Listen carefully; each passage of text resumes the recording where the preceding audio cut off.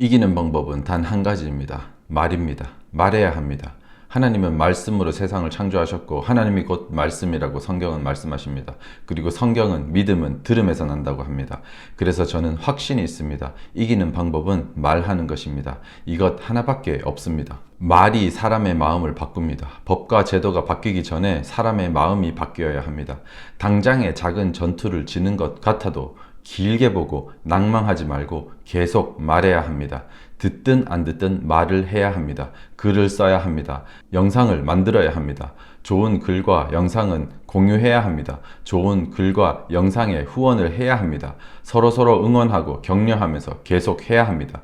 길게 봐야 합니다. 죽을 때까지 해야 합니다. 주변을 가르쳐야 합니다. 다음 세대에게 가르쳐야 합니다. 삶을 강조하는 설교가 있습니다. 그 설교는 잘못된 것입니다. 삶을 강조한다고 삶이 변화되지 않습니다. 하나님의 말씀을 자꾸 들어야 합니다. 믿음은 들음에서 납니다.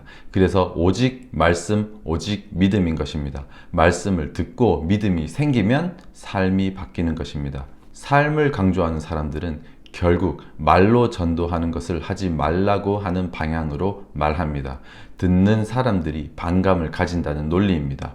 이것은 완전히 틀린 말입니다. 반성경적인 말입니다. 삶을 강조하는 설교는 언뜻 듣기에는 멋있어 보입니다. 하지만 거짓말입니다.